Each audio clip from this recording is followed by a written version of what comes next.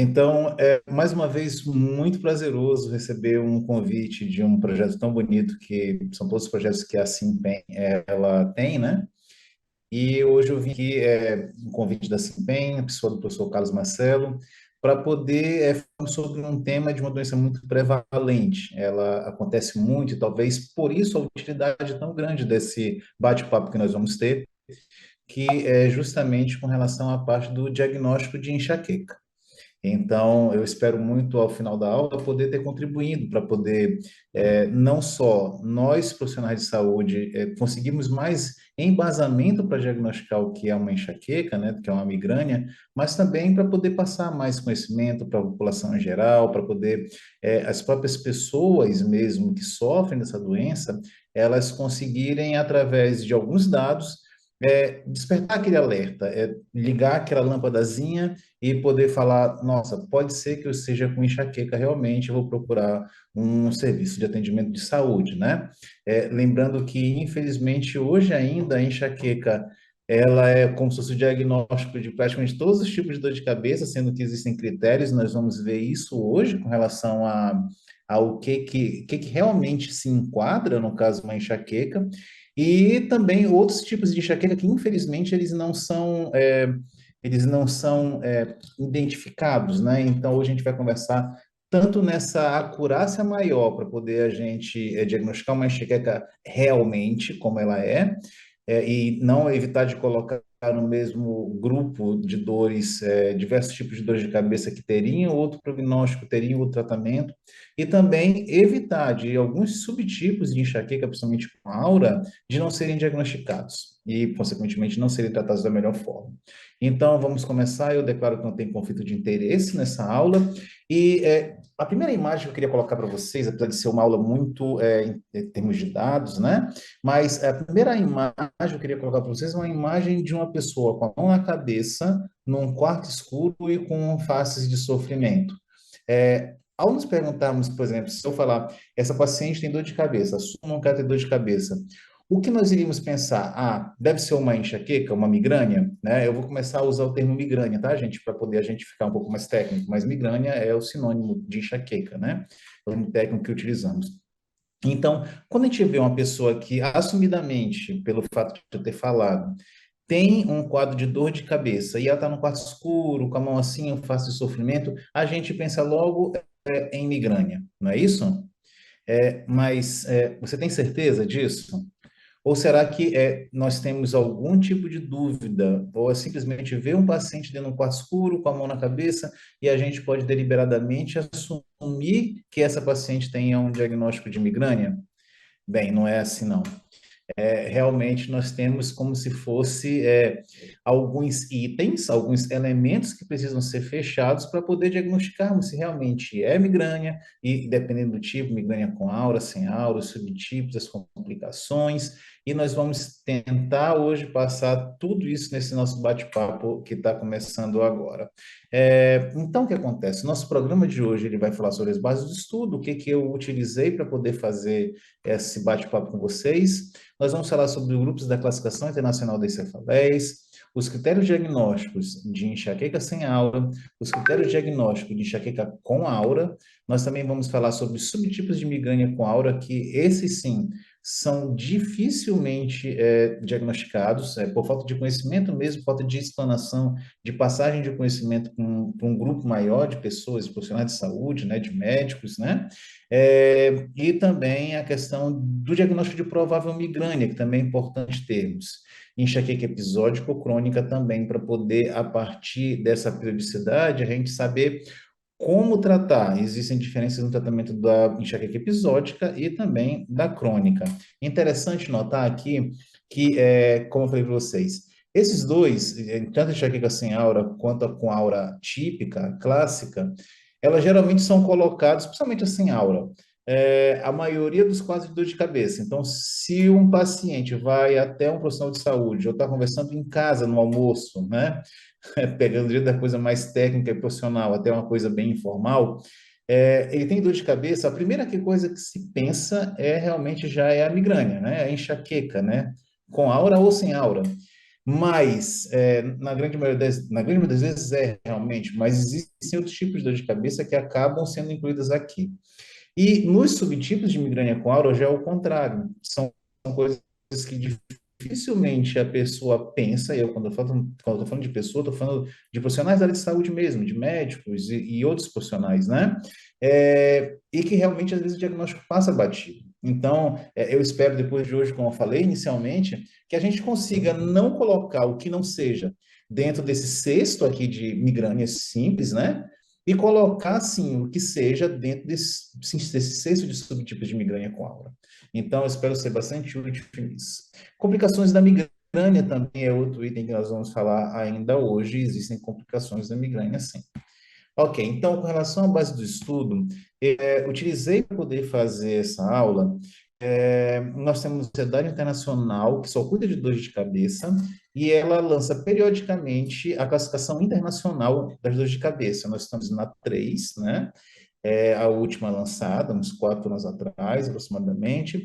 Eu usei também arquivos do UpToDate também, que sempre estão muito atualizados, e um artigo do New England Journal of Medicine 2020 também sobre enxaqueca. Então, foram esses itens que eu utilizei para poder a gente conversar o que a gente vai falar a partir de agora.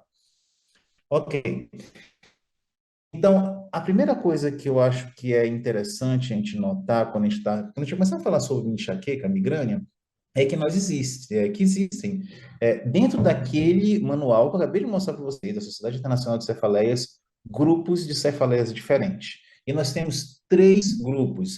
A Sociedade Internacional de Cefaleia divide todo e qualquer tipo de dor de cabeça, e aí são quase 200, para vocês terem uma ideia, para vocês verem como é importante a gente entender para poder começar a pensar naquele diagnóstico e não simplesmente colocar tudo no mesmo cesto ali de enxaqueca ou cefaleia tensional, né, que são os mais comuns. Então, eles dividem todos os tipos de dor de cabeça em 3 grandes grupos.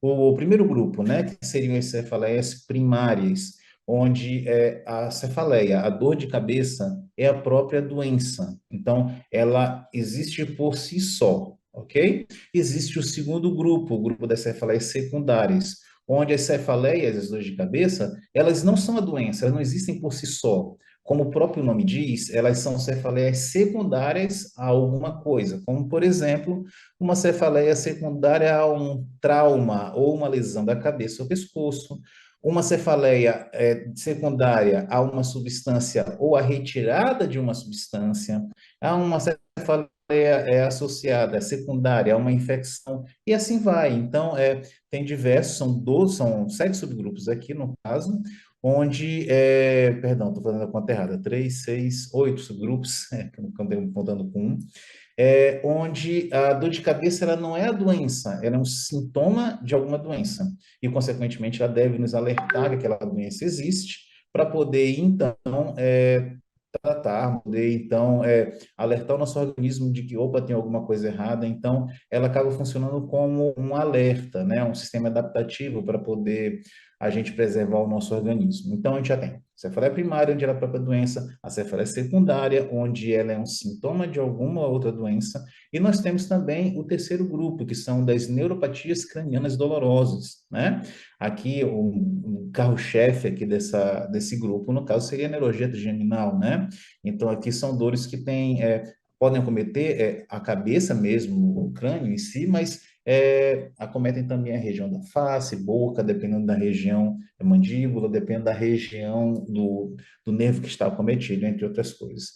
E onde está, então, o nosso tema da aula de hoje? A enxaqueca. Bem, a enxaqueca ou migrânia, ela faz parte do grupo das cefaleias primárias, né? Ela faz parte do grupo onde a dor de cabeça, por si só, é uma doença. Então, a gente já pega esse primeiro conceito, a gente sabe onde está localizada a enxaqueca, para poder começarmos agora a falar sobre o seu diagnóstico e dos seus subtipos. Então, a enxaqueca, conforme a definição que a gente acabou de falar, ela é, por si só, uma doença que tem, dentre os sintomas possíveis, dor de cabeça. Tá? Então, enxaqueca não é sinônimo de dor de cabeça. Eu acho que esse é um outro ponto que, às vezes, muitas pessoas confundem, aí já as pessoas leigas, mas enxaqueca é um diagnóstico, é uma doença que tem a dor de cabeça como seu principal sintoma. Tudo bem. Então, a gente começa a falar a partir de agora justamente do tema da nossa aula, que seria o diagnóstico. E como a gente falou naquela imagem inicial, o diagnóstico, ele não é simplesmente a gente olhar e ver alguma coisa ou outra que a gente ouviu falar e falar, não, isso aqui é enxaqueca. Até por causa do tratamento, né? É importante termos um diagnóstico preciso para poder fazer um tratamento preciso para aquele paciente, né? Sempre respeitando a individualidade de cada um. Então, o primeiro tipo que nós vamos ver a questão dos critérios diagnósticos é sobre a migrânia sem aura, né? Então, eu separei para vocês aqui, tentei fazer de uma forma mais dinâmica possível, mas a migrânia sem aura, e logo, logo nós vamos ver o que é aura com um pouco mais de detalhes, né? Ela tem como primeiro critério diagnóstico, né? As crises preenchendo de B a D. Então, nós temos as crises preenchendo de B a D. E qual seria esse B, né? Vamos lá ver. O B, o item B, é que ela dura de 4 a 72 horas, né? Esse 4 a 72 horas, ela dura quando ela está sem duração ou está com tratamento, porém o tratamento ele está ineficaz. Então, tem esse período de tempo para poder a gente classificar como migrânia sem aura, ok? E também, além de preencher esse intervalo, de estar dentro desse intervalo, ela tem que ter pelo menos duas dessas características seguintes. Ela tem que ser unilateral, né, só de um lado da cabeça. Ela deve ser pulsátil, então a característica dela deve ser uma característica mais pulsátil, diferente de outros tipos de dor de cabeça que tem a característica a característica em aperto como seu principal fato, né? Ela deve ser de intensidade moderada forte e exacerbada por atividades. O que que é isso? É o paciente estar com uma dor de cabeça, ele está ali sentindo aquele quadro e ele, ao andar, para poder pegar alguma coisa, fazer um lanche para ele, por exemplo, vai na geladeira, começa a preparar, ele piora, né? Subir uma escada, entre outros fatores. Então, esse seria o critério C. Para poder preencher o critério C, tem que ter duas dessas características, ok? E também o critério D. O critério D é que durante a dor, então, o paciente está tendo a crise, ele tem que ter ao menos um desses dois, sendo que o primeiro é náuseas ou vômitos, né? O paciente pode nausear e vomitar, mas se tiver só náusea, também preenche o critério. Ou o paciente ter fotofobia e fonofobia, que são incômodos a luzes e a barulho também. Então, aí pega aquela apresentação clássica, né, da migrânia, aquele paciente dentro do quarto escuro, não querendo ouvir ninguém, quarto silencioso, com os olhos fechados. Então, é justamente isso daí. E também tem o critério, a parte E do critério diagnóstico, que é que quando essa migrânia, quando esse quadro de dor de cabeça, ela não é melhor explicada por nenhum outro diagnóstico. Em termos de curiosidades que eu coloquei adicional, como se fossem notas, né? É que às vezes os pacientes acabam dormindo durante a crise, né? E para poder preencher esse 4,72 horas, a gente leva em consideração o quê? Que a duração, se o paciente acordar sem a dor de cabeça, então aquele paciente que dormiu com a dor de cabeça, mesmo com dor de cabeça ele conseguiu dormir, tomou remédio, mas estava com dor, ele dormiu 10 horas da noite, né? E ele acordou 6 horas da manhã. A duração do tempo dessa crise que ele teve, a gente conta até quando ele acordar, tá? Então, a gente vai contar desde o período inicial, vai passar por 10 horas, 11, meia-noite, 1 da manhã, 2, até chegar às 6 da manhã. Então, sempre quando o paciente dorme com a crise, e ele acorda sem a crise, a gente faz a contagem para poder preencher esse critério B, essa parte B do critério, né? A duração até ele despertar e perceber que está sem dor. Ok. E então nós vamos ver agora o outro lado, que é justamente quando a gente vai entender o que é a aura, né? Então, nós temos a migrânia sem a aura e a migrânia com aura. E a gente precisa responder essa pergunta, né? O que é a aura? Afinal de contas, ela que vai ser responsável por diferenciar um tipo de migrânia da outra. E a aura, justamente acompanhando esse vídeo, é como se fosse uma alteração premonitória, então é como se fosse sintomas que o paciente, geralmente duram 30 minutos, né? Mas a gente vai ver posteriormente algumas outras variantes disso. E a aura, ela é como se fossem sintomas premonitórios que permitem com que o paciente, quando ele sinta aquilo ali, ele fale, opa, já já eu vou ter uma crise de enxaqueca. né? A aura é uma coisa bem clássica da migrânia, diferente das outras dores de cabeça, né? É uma coisa assim que o paciente com aura aumenta muito a chance do diagnóstico para migrânia e, consequentemente, para migrânia com aura, e ela pode ser visual, pode ser sensitiva, ela pode ser motora, né? Parte de verbal da língua, linguagem, fala.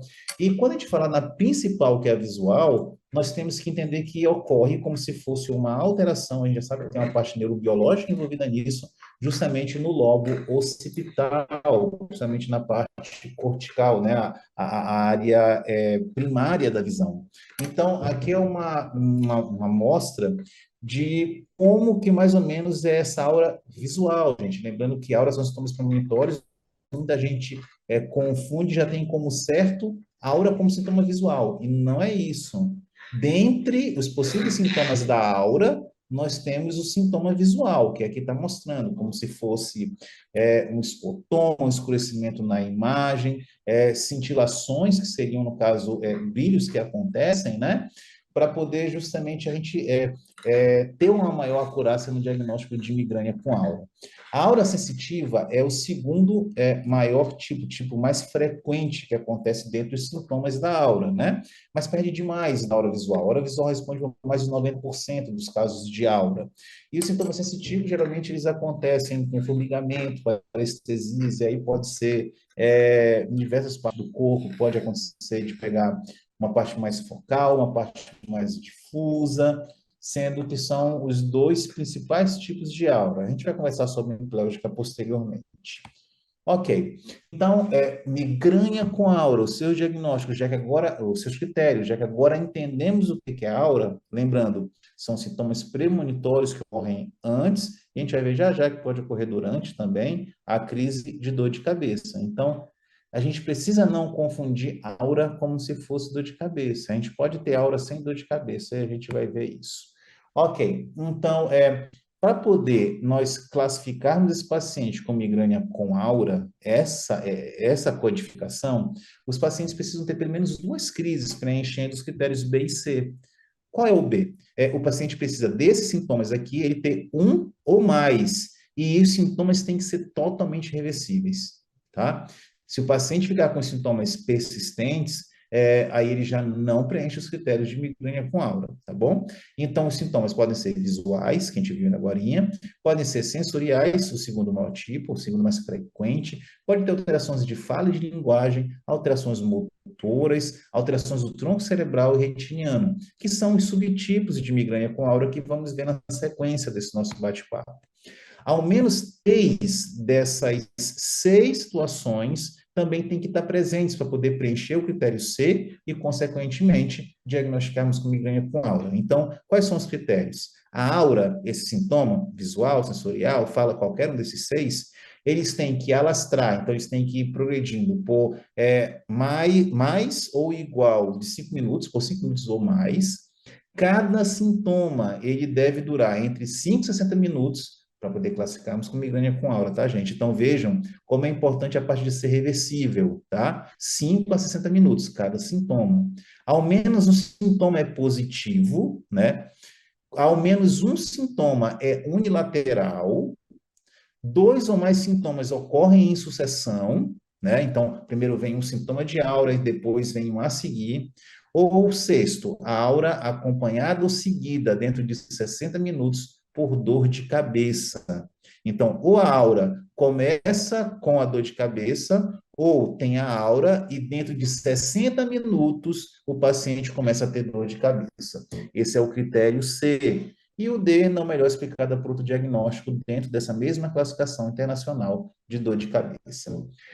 Em termos de nota, o que eu acho interessante que a gente saiba é que, geralmente, muito mais comum é que a aura se instale antes da dor de cabeça, mas também pode começar depois que a dor de cabeça iniciou. Fica um pouco mais difícil de entendermos o diagnóstico, de percebermos isso como aura, mas tecnicamente isso é possível. Lembra quando eu falei sobre sintomas positivos? Então, a afasia, quando a gente está falando desse sintoma como aura, é sempre considerada como sintoma unilateral, tá? Então, se o paciente está afásico, você já pode preencher esse critério 3. né? Lembrando que nesse item C eu preciso ter 3, pelo menos, desses 6 itens, tá? Cintilação, que é como se fosse aquele brilho, né? E parestesias, eles são sintomas positivos. Então, tanto dormências, formigamentos no corpo, quanto também aquele brilho que acontece na visão, são considerados sintomas positivos. Então, como eu falei para vocês, a aura visual é 90% das auras, né? Então, de longe é mais comum. E a segunda é parestesias, né? São formigamentos, dormências que acontecem pelo corpo, e os outros itens, eles são bem mais raros. Ok, aqui é um exemplo de um item que é muito importante, isso do ponto de vista de organização do seu consultório, de organização da vida do paciente também, que é um diário de aura, né? Então, aqui eu tenho o calendário, aqui tem a aura, os sintomas possíveis que o paciente pode relatar para você. Então, o ideal sempre é educarmos o paciente, para poder o paciente ter uma ideia boa do que é cada um deles, e quando surgir, o paciente anotar. E ele, ao retornar com você no consultório, poder fazer a consulta de retorno, a consulta de controle, a gente pega e consegue entender da maneira melhor o que está acontecendo com ele, quais são os sintomas de aura que ele apresenta. Então, é bem legal e é sempre muito útil a gente ensinar isso ao paciente e fazer com que ele entenda o que está acontecendo com ele, né? Também tem uma escala para a aura visual, de tão comum que ela é, para vocês terem uma ideia, né? Onde tem as características do sintoma visual e tem um score de risco, né? Então, duração do sintoma visual de 5 a 60 minutos, veja que preenche aquele critério, né? Nós pegamos 3 no score. Sintomas visuais que desenvolve gradualmente em 5 ou mais minutos, também preenche aquele critério, pega 2 aqui no score. O escotoma, né? Na visão, pega 2 também. Uma linha de zigue-zague, como se fosse um zigue-zague mesmo, né? Desenhado no campo visual, também pega 2. E unilateral, quando pega 1. Se o paciente tiver maior ou 5 de score somado, a gente tem uma especificidade maior para o diagnóstico de migrânia com aura. Isso aqui também é uma outra modalidade de diagnóstico também. Nós estamos falando hoje sobre diagnósticos. Ok, também tem um termo que se confunde, que é pródromo e aura, né? E esse gráfico aqui do Migraine Buddy, né, que é um aplicativo que eu vou mostrar para vocês posteriormente, muito útil, ele mostra justamente essas 4 fases aqui da migrânia, né? Então, nós temos o pródromo, que é de poucas horas a dias antes de começar a aura, onde tem outros sintomas que não são os sintomas da aura. Então, aqui pode ter irritabilidade, depressão, muito bocejo, fadiga, rigidez muscular, né? Problemas em concentração. Então, quando o paciente está educado, ele pode já reconhecer que ele vai ter uma crise migranosa já no pródromo. Então, opa, eu estou vindo ali super bem e de uma hora para outra eu acabei começando a apresentar esses sintomas. Será que isso não é um pródromo de uma migrânia que eu vou ter? Isso é importante porque dá para o paciente se programar, tomar os medicamentos, principalmente os medicamentos devem ser tomados no início da crise com mais antecedência e evitar um quadro de migrânia, principalmente das complicações da migrânia, como estado de mal, né? E a aura, ela justamente ocorre 5 a 60 minutos, né? Prévio ao ataque da migrânia, a crise mesmo, mas a gente lembrando que existe a possibilidade de começar depois, é um pouco mais difícil, mas existe isso dentro do diagnóstico, do teste de diagnóstico da Sociedade Internacional das Cefaleias. Então, existe uma diferença entre pródromo e aura, sendo que pródromo, ele antecede a aura e tem os sintomas de forma diferente dela. Ok. Visto isso, a gente passa agora, então, para os subtipos de enxaqueca com aura, né? Então, nós vamos ver agora os subtipos. E é justamente nesse ponto aqui que pouquíssimo colega ele tem essas informações e, consequentemente, às vezes passa-se coisas que a gente pensa que é um AVC, às vezes até diagnostica como um AIT, e, na verdade, é um subtipo de enxaqueca com aura, né? Então, mais do que nunca, sempre é muito importante a gente entender sobre esses critérios que preenchem para poder a gente cada vez mais crescer nosso arsenal de diagnóstico em dor, principalmente para aquelas pessoas que querem ficar lidando com dor, né? Principalmente os colegas que vêm de outras áreas que não sejam da parte da neo, né? para poder você ficar cada vez mais habilitado e, consequentemente, desempenhar melhor o seu papel, que é justamente diagnosticar e tratar as pessoas, aliviá-los, né? Melhorar a qualidade de vida. Então, queira ou não queira, esse é nosso objetivo principal, né? O objetivo primário de todo e qualquer profissional da área de saúde é justamente a gente poder trazer um pouco mais de melhoria na vida daquele paciente que está sofrendo, principalmente quando esse sofrimento é um sofrimento já crônico, né? Ok, então a gente começa com o quê? Nós começamos com a migrânia com aura típica, que com certeza é a mais comum de todas as migrânias com aura. Lembrando que a gente já viu migrânia sem aura, que não tem aqueles sintomas premonitórios, né? Que a gente já esmiuçou e diferenciou dos pródromos.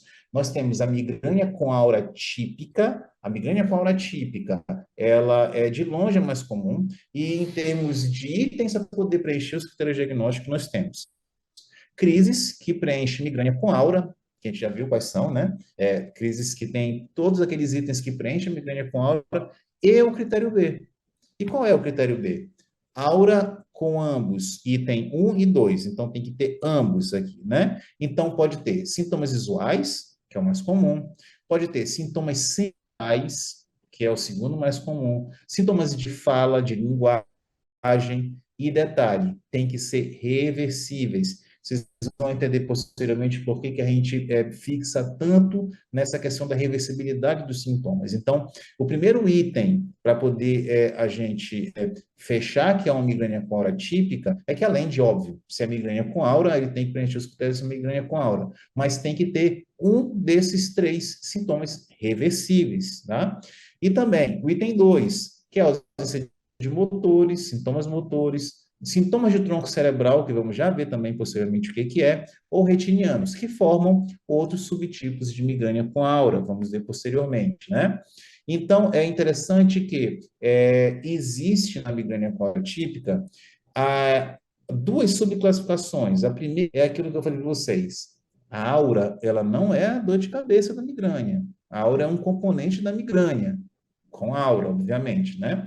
Então, nós podemos ter a aura com dor de cabeça, que é o mais típico de todos, mas também podemos ter a aura sem dor de cabeça.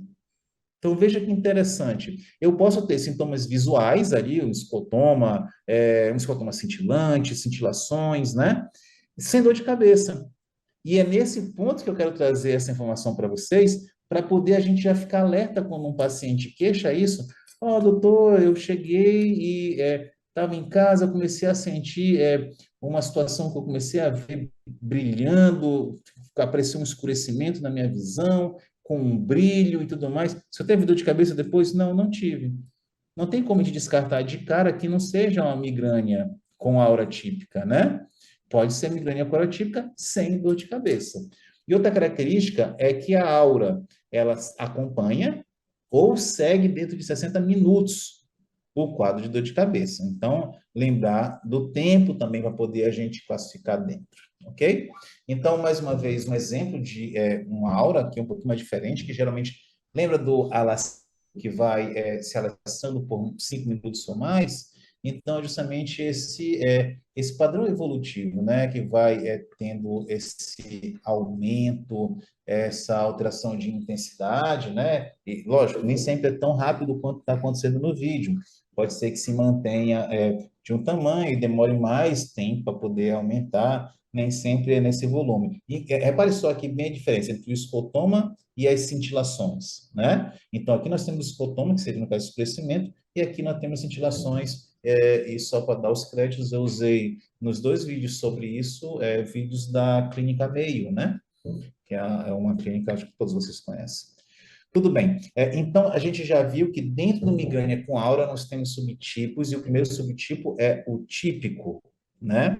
E nós temos também a migrânia com aura do tipo tronco cerebral. Conforme o tipo típico, vamos colocar assim, a primeiro item, o item A, é que preenche o critério de migrânia com aura. Isso daí eu acho que fica até óbvio da gente entender com relação a isso, né? E também o critério B. E qual é o critério B, gente? O critério B é que a aura, né, esse sintoma, tem que ter ambos, 1 e 2, né? 1 e o 2. E para poder eu preencher o 1, eu tenho que ter pelo menos dois dos seguintes itens: disartria, vertigem, zumbido, hipoacusia, diplopia, ataxia e Glasgow menor ou igual a 13.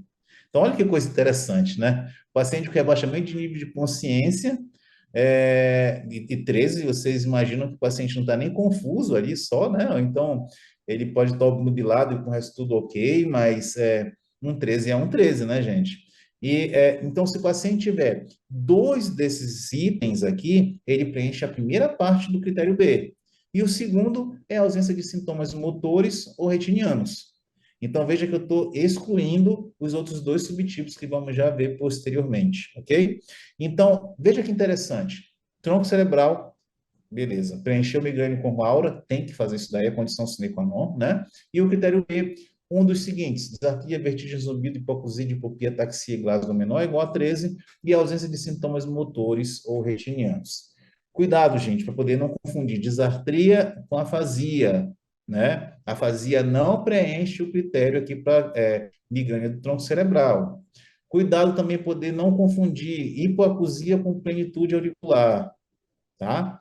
Também não confundir diplopia com visão borrada, né? Isso aqui talvez seja mais fácil de não confundir, né? E também o paciente não deve ter nem plegia nem paresia, não pode ter sintomas motores, tá joia? Para poder a gente ir para o tronco cerebral. Ok, passando para o terceiro subtipo de migrânia com aura, nós temos a migrânia hemiplégica. Então, aí vocês já viram por que ele descartou ali a questão de sintomas motores, né? Então, mais uma vez, o item A preenche o critério de migrânia com aura, condição sine qua non, e critério B, né? A aura tem que ter ambos, 1 e 2. Quais são os ambos, né? Uma diminuição da força. Lembrando, gente, não precisa ser plegia. Plegia é ausência de força. O paciente tem paresia, apesar do nome ser migrânia hemiplégica, mas se o paciente tiver uma paresia, já está valendo, já preenche o critério. E, mais uma vez, tem que ser plenamente reversível. O paciente não pode ficar parético. Se ficar parético, ele não preenche o critério de migrânia hemiplégica, né? E o paciente tem que ter também sintomas visuais, sensoriais ou de fala e linguagem para poder preencher, ok? Paresia geralmente é menor que 72 horas é o tempo de evolução dela, mas em alguns casos pode sim persistir por semanas, né? E tem dois subtipos, o familiar e o esporádico, sendo que o familiar é quando tem pelo menos um parente de primeiro grau ou de segundo grau, né? Que tenha também uma migrânia hemiplégica. E a esporádica é quando não tem ninguém. Passando por outro tipo de migrânia com aura, subtipo, no caso, nós temos a migrânia retiniana. Essa aqui que é mais rara ainda, né? Crise preenchendo migrânia com aura, mais uma vez, essa condição, a condição sine qua non, e nós temos a aura com ambos, 1 e 2. Então, vamos ver quais são. O 1, para poder preencher, né, tem que ter pelo menos um dos, né? O paciente tem que ter um fenômeno visual, né, positivo ou negativo, né, aí tem cintilações, né, que no caso seria positivo, escotomas amaurose, que seria negativo. Esses sintomas devem ser monocular e, mais uma vez, ó, reversível, mais uma vez, reversível. Aí você vê como esse sintoma aqui da aura, ele acaba se sobrepondo a itens do critério diagnóstico que nós já vimos anteriormente. Por isso que é importante sempre fazer o conjugado, né? Para poder a gente ver se a gente classifica num tipo, num subtipo ou no outro. Por isso, mais uma vez, é importante conhecermos o pré-diagnóstico, poder o paciente não ter um fenômeno visual, e aí eu simplesmente diagnosticar como migrânia típica, né? Sendo que tem outras situações. Então, esses fenômenos visuais monoculares e reversíveis, eles devem ser confirmados por exame clínico ou desenho do paciente do defeito do campo monocular. Então, você pede para o paciente desenhar como ele está escrevendo e ele vai exemplificar de forma prática. E o critério 2, que também precisa, lembra que só fechar um, não é migrânia retiniana, tem que fechar um e 2. O 2, eu preciso pelo menos dois desses três. Esse sintoma, né, visual positivo ou negativo, monocular, reversível, ele tem que alastrar-se gradualmente ao longo de 5 minutos ou mais. Dura de 5 a 60 minutos. Então, se dura mais de 60 minutos, eu já não consigo marcar esse B. E ele acompanha, né, ele tem acompanhado, na verdade, ou seguido por dor de cabeça dentro de 60 minutos. Então, vejam como é importante a gente fechar os itens, né? O item C não melhor explicado do diagnóstico, das causas de amaurose fugaz também, né? Temos que descartar a amaurose fugaz, geralmente a gente precisa de uma interdisciplinaridade aí, uma interconsulta com o oftalmo, né? Foram excluídas para poder justamente a gente chegar nesse diagnóstico. Lembrando que é um diagnóstico raro e, consequentemente, a gente não vai conseguir fazer esse diagnóstico numa primeira consulta, eu preciso de segmento para isso, né? Interessante que, em termos de nota, avaliar corretamente a amaurose, né, que seria, no caso, uma ausência de visão no campo visual total, e uma hemenopsia, onde eu tenho metade do campo, seja metade lateral ou temporal, ou a metade nasal ou medial acometida, no caso desse paciente. Ok, e agora a gente vai para provável migrânia. O que acontece quando, então, eu tenho um paciente, esse paciente chegou para mim e eu estou lá, poxa vida, bem bonito, fazendo os critérios diagnósticos para poder esse paciente eu classificar, né, bonitinho, com migrânia sem aura ou migrânia com aura e começar a ver qual o subtipo do migrânia com aura. E aí eu vou preenchendo um por um desses itens que a gente vai vendo e parece ser migrânia sem aura, mas faltou um dos itens para poder fechar. E aí? E aí entra em ação justamente a codificação da provável migrânia. E nós temos a provável migrânia com aura e nós temos a provável migrânia sem aura. Então, o item A, para poder a gente codificar esse tipo de migrânia, é que as crises preenchem todos, menos um só, tá? Dos critérios com a migrânia sem aura ou com aura e seus subtipos. Traduzindo isso aqui, eu vou lá preenchendo tudinho, fica tudo bonitinho, quando chegou um item, faltou ali e eu não consigo preencher. Eu não consigo dizer que é uma migrânia com aura ou migrânia sem aura. Eu vou dizer que é uma provável migrânia sem aura ou uma provável migrânia com aura, né? Não preenche nenhum critérios para nenhum outro tipo de dor de cabeça que está na classificação internacional, né? E não é melhor explicada para outro diagnóstico. Interessante, gente, que se a crise, o paciente sentiu ele naquele momento, ele preenche critérios para cefaleia tensional, que é um outro tipo de cefaleia primária, né? É a que, digamos, compete ali em termos de prevalência com a migrânia, ou provável migrânia, digamos que eu estou fazendo ali, tudo mais, preenchendo os critérios, e eu vejo que preenche critério para tensional e também preenche critério para provável migrânia. E agora, qual das duas eu fico? Lembrando que o tratamento é diferente.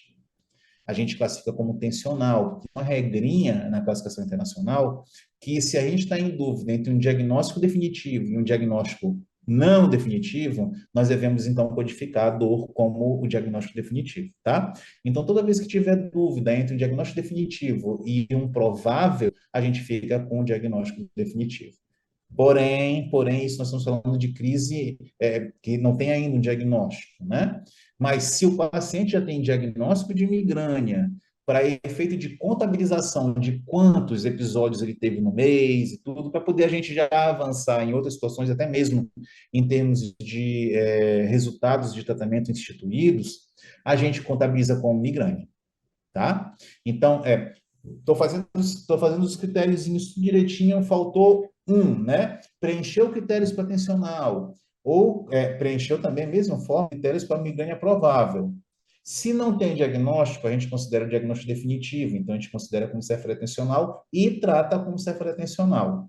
Porém, se o paciente já tiver o diagnóstico de migrânia e a gente está ali contabilizando a quantidade de crises para poder saber se o tratamento melhorou, se não melhorou, se é uma migrânia crônica, se não é, né? A gente vai já ver sobre isso. Aí a gente contabiliza como migrânia mesmo.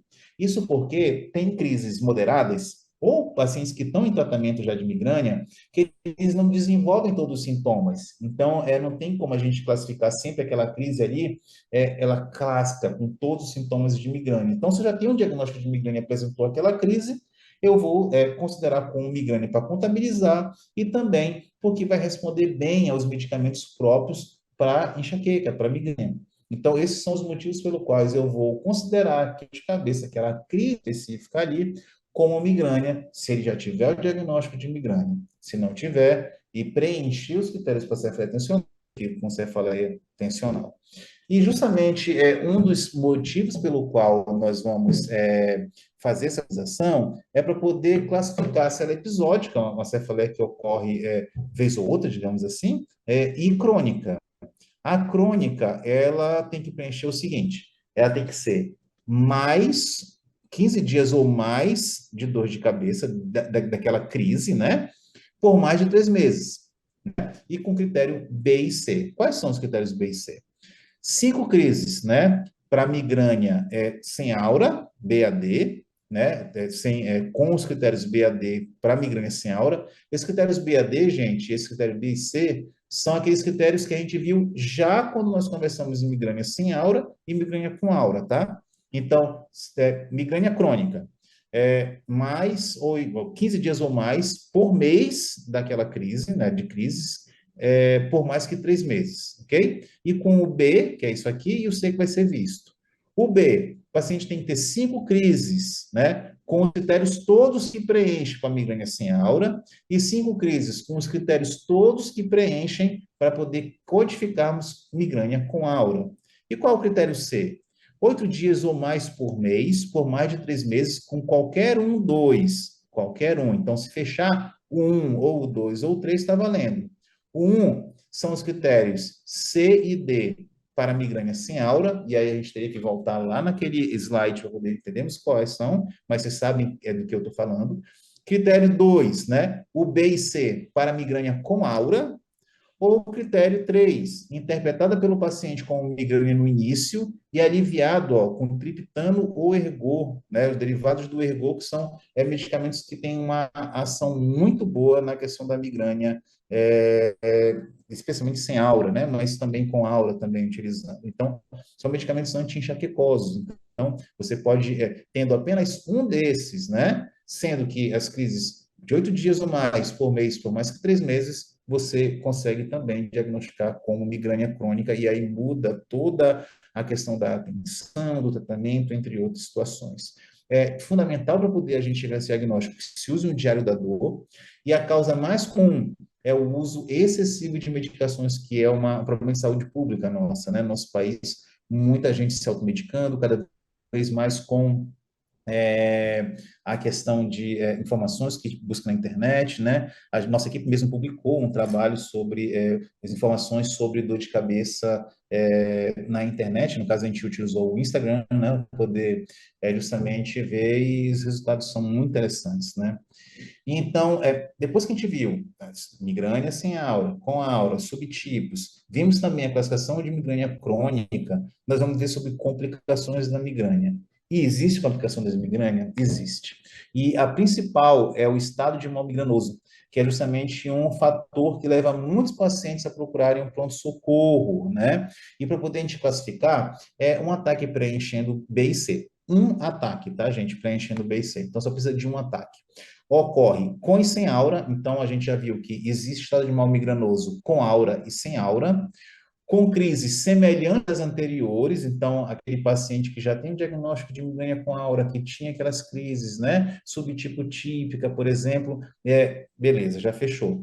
E também migrânia sem aura, o paciente já vinha tomando medicamento, só que as crises são semelhantes às anteriores, mas o que muda para poder a gente classificar ele como estado de mal migranoso e sair de uma migrânia com aura ou sem aura é justamente a duração dessa crise e a intensidade muito mais forte e a duração muito mais tempo do que aquelas 72 horas que a gente conversou lá em cima, ok? E também o critério C, ele tem que ter ambas, ó, sem remissão por 72 horas, então o paciente tem que avançar no decorrer do tempo dessa quantidade de tempo, né? E dor e ou sintomas associados, no caso for aura, né, por exemplo, existe essa possibilidade, são debilitantes. Então, imagina só um paciente que ele tem, ocorre uma crise, imagina vou colocar uma situação bem, bem difícil, mas só para poder a gente fazer um exercício de raciocínio. O paciente tem uma migrânia com aura, só que é um tipo de migrânia com aura sem dor de cabeça, sem cefaleia. Lembra que é impossível, a gente conversou sobre isso, né? E passou de 72 horas, não melhorou de 72 horas, lembra aquele lance de reversível que a gente conversou antes? Ok. E tem uma aura visual que é debilitante. Mesmo o cara não tendo, mesmo o cara não tendo dor de cabeça, é um estado de mal migranoso. Lembrando que migrânia não é igual a dor de cabeça. Coloquei bem esse conceito para a gente desde o início do nosso bate-papo, ok? Não melhor explicada para o diagnóstico. Aí veja, talvez até você já tenha atendido alguém em uma porta, alguma coisa assim, que acabe tendo um sintoma assim, e a gente nem pensava na possibilidade de ser uma migrânia, né? Aceita-se, nesse período de mais de 32 horas, né, podemos classificar, remissões de até 12 horas por medicação ou sono. Então, aquele paciente está tomando mais uma pancada de medicação, melhorou 12 horas, só que voltou e persistiu, se pegar todo o tempo somado, está acima de 72 horas, ele também preenche esse critério 1, tá bom? E mais uma vez, olha aqui quem é o nosso vilão, excesso de medicamento. Então, a gente precisa trabalhar muito isso em termos de informações, utilizando todos os recursos possíveis, né? Aulas, redes sociais, para poder fazer com que os pacientes evitem excesso de medicamento, principalmente quando o medicamento não é o correto para ser tratado. Ok, outra complicação que nós temos é a aura persistente sem infarto. Então, a aura preenche o critério B. Qual é o critério B? Né? Então, tem que ter uma aura. Então, se tem uma aura diferente ali de mal, eu não posso ter essa complicação em paciente com diagnóstico de migrânia sem aura. É um diagnóstico exclusivo de complicação de migrânia com aura, ok? E o critério B, então, falando, é o paciente com aura, então, mais uma vez especificando isso, semelhante às crises prévias que o paciente já sentia, exceto que um ou mais dos sintomas que ele tem persistem por mais ou igual a uma semana. Então, uma semana ou mais acaba durando. Então, veja que 72 horas já foi há muito tempo, né? Então, o paciente tem que ter aura, as crises têm que ser semelhantes às crises que ele já tinha tido, que deram o diagnóstico para ele de cefaleia com aura, mas um ou mais dos sintomas, a gente já viu quais são os subtipos, né, de cefaleia com aura, hemiplégica, tronco cerebral, retiniana, né, típica, e esses sintomas vão durar uma semana ou mais. Exames de imagem, imagina só, o paciente chega, ele com certeza vai fazer um exame de imagem, tem mais de uma semana com uma queixa dessa. E eles não vão mostrar nenhum tipo de isquemia no encéfalo, né? Não melhor explicada por outro diagnóstico, e são raros. O importante é excluir realmente uma isquemia. Se menor que uma semana, migrânia com aura típica, né? Então, veja só, se aqui, ao invés de ser sistema persistente de aura maior ou igual que uma semana, se for menor que uma semana, a gente pode tentar classificar a migrânia com aura típica, desde que preencha os critérios dela. Se não preencher critérios, né, da migrânia com aura típica, é uma provável migrânia com aura. Lembra que a gente conversou sobre provável migrânia, né, com aura e sem aura, que o principal fator é que um dos critérios não seja preenchido. E qual é uma outra complicação, essa complicação mais, assim, sombria, né, das migrânias é o infarto migranoso, onde nós vamos ter crise de migrânia preenchendo B e C, sendo que o B ocorre com aura, então, opa, mais uma vez a gente vê, então, que precisa ser a migrânia com aura, e a migrânia sem aura está fora dessa, semelhante a crises anteriores, então, mais uma vez, tem que ser parecido com o que o paciente já sentia, exceto que por ao menos um sintoma de aura dura mais de 60 minutos. Então, um dos sintomas de aura dura mais de 60 minutos. A gente tirou aquele tempo de uma semana. Esse paciente chega no pronto-socorro, faz um exame de imagem e, infelizmente, mostra uma isquemia em área relevante. Então, notem como isso é importante a gente ter essa ideia, né? Pode haver sintomas adicionais do infarto, né? Pode ter sintomas dependendo da área que foi infartada e, consequentemente, a sua somatotipização, em termos do que o paciente vai sentir.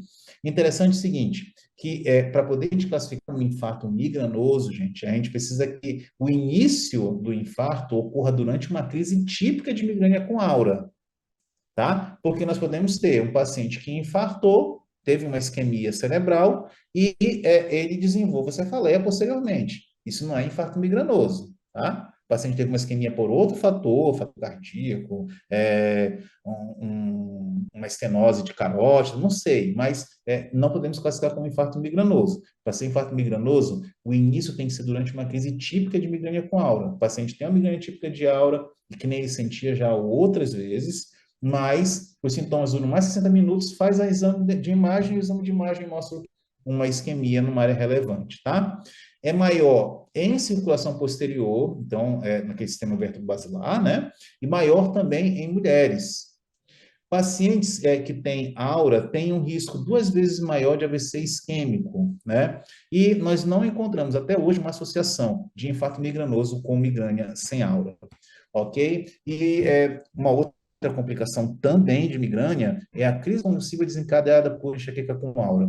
Veja quantas informações importantes que muitas vezes nem estão no nosso leque de diagnóstico diferencial ali da nossa propedêutica, né? Então, crises com critério para um tipo de crise epilética. Então, eu tenho primeiro ter esse critério do tipo de crise epilética, generalizada, focal, etc. E o critério B, ele vai ocorrer com aura durante ou dentro de 1 hora após uma crise de migrânia com aura, né? Então, eu tive a migrânia com aura, então, mais uma vez, migrânia sem aura está fora dessa jogada, né? E o paciente está lá, sentindo o quadro de migrânia com aura. Não necessariamente a aura, tá, gente? Pode ser que já tenha passado aquela fase da aura e o paciente tenha com a migrânia, esteja com a dor de cabeça, com a dor de cabeça, no caso, né? Esteja dentro do período de migrânia, né? Tanto durante esse quadro ou 1 hora após ele começa a ter crise convulsiva, pode ser crise convulsiva desencadeada por enxaqueca com aura. Não melhor explicada para outro diagnóstico também, e o nome para isso a gente chama de miralepsia. É óbvio que é mais comum o inverso, o paciente ter crise convulsiva e ele ter migrânia posterior, né? Principalmente ali no período pós-ictal, e o paciente geralmente não tem associação com migrânia sem aura para esse tipo de complicação também. E eu coloquei um plus que ele está no apêndice, que é a migrânia do período menstrual. Migrânia do período menstrual, ela pode ser sem aura ou com aura, e dentro de cada um desses tipos, a gente vai começar com migrânia sem aura, ela pode ser menstrual pura ou relacionada à menstruação. E o que é a diferença, né? As duas, tanto a menstrual pura quanto a relacionada, ela tem que acontecer, obviamente, em mulher que está no período menstrual dela, né? O período durante a questão do fluxo, né? Ela tem que estar menstruada, com critérios para sim aura, então tem que preencher aqueles critérios todos que nós conversamos nos primeiros slides. E o critério B. Qual é o critério B, né? Da menstrual pura, né? A migrânia sem aura, menstrual pura. Ela vai ocorrer exclusivamente nos dias -2 a +3 da menstruação, né? E em 2 de 3 ciclos, e não em outras ocasiões do ciclo. É diferente da relacionada, gente. Olha só a relacionada. Ela também ocorre nos dias -2 a +3 da menstruação, só que não tem exclusivamente, tá? Também precisa ser em 2 de 3 ciclos e ocorre também essas crises de migrânia em outras ocasiões do ciclo, no período que a mulher não está menstruada, ou quer dizer, em qualquer outra data do mês, né? O que é interessante a gente notar quando a gente fala de -2 a +3? O dia 1 é o primeiro dia da menstruação, não existe o dia 0, tá?